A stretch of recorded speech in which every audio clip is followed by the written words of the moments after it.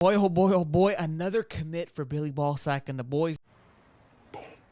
Now, we didn't get what we were expecting on Father's Day, which I'm glad. I needed a day to recoup and reset here, but we did land one today on Monday. Offensive tackle, some more thick size to that offensive line with a 3-star offensive tackle, 668th ranked nationally, 51st overall for offensive tackles, and he is from Georgia. Again, 6'4", 300 pounds. This boy is thick. He was visiting LSU, and LSU was making a heavy run for this kid. LSU was leading the way, but Florida was able to squeak this out. And again, I have been beating the drum with offensive tackles. With 2 offensive coaches, you got to think you got to be landing more. Now, I know the first thing that's going to come to everybody's mind, it goes, well, he's a 3-star, Sheldon. It's not a 4 or 5-star blue chip. These guys can't recruit. And I understand your frustration, and we've mentioned it on the show before, and we're going to mention it again. And I have one more caveat to that as well.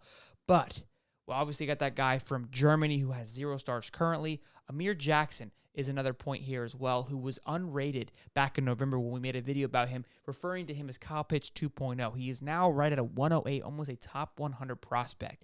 Billy has a keen eye for evaluating talent. I think he has proven that, especially with losing a running back to Georgia like Chauncey Bowen. So I wouldn't get too worked up on this kid's stars just yet, okay?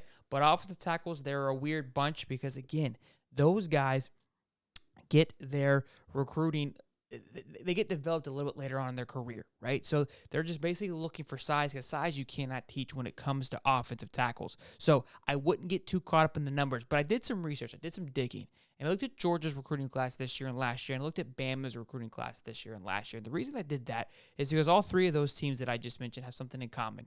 They're all Saban-esque type guys. They all come from the Saban era.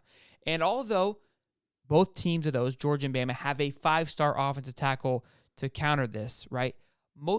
If you look at the bottom half, typically you've got your kicker and punter, but offensive tackle is on the lower end of their spectrum. Now, Bama last year damn near had a perfect class. They only had 1 3-star being, or 2 3-stars, being one of those being an offensive lineman. So what I'm getting at is those guys are clearly going for sheer size, not rating. When it comes to offensive tackles, they want the thick, juicy boys because they're confident in their ability to develop. And I think we all know what Billy and the boys are able to do. Osiris Torrance is a prime example that they can develop talent. They can develop that offensive side of things. So, again, a little bit of a stretch. You can make that argument, and I totally agree with you. But somebody coming from that era seems to be kind of going down the same path. We've seen it with his recruiting ability, with driving the Maybach around, having personal conversations. He's definitely taking playbooks out of Saban's playbook, as does Kirby takes out of Nick as well, too. So, it looks like the youngins are kind of really sharpening their skills, honing it in, and, we could see Saban start to, to teeter out a little bit. That's another video for another day, but Marcus Mascoll is a big pickup here for the Florida Gators, as this will jump us from the number 8th ranked class currently to the 6th ranked class overall. I am forgetting something, though.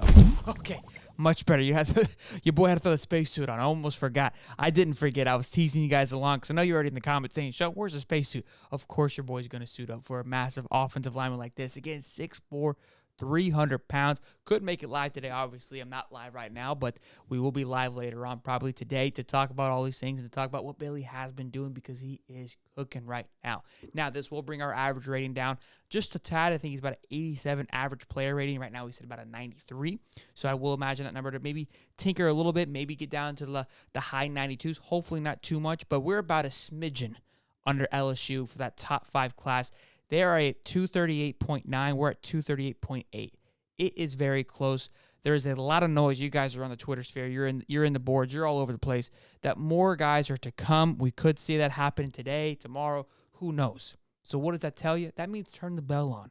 Drop a like. Subscribe. You don't want to miss out what's going on, because we're bringing absolute flames. We have been busy over the last 72 hours, and we're enjoying every single bit of it. Okay? So, again, make sure you guys like, subscribe. Keep the suits ready. Keep the suits on standby, because we could have a busy one. Until next time, boys, I'll see you. Peace.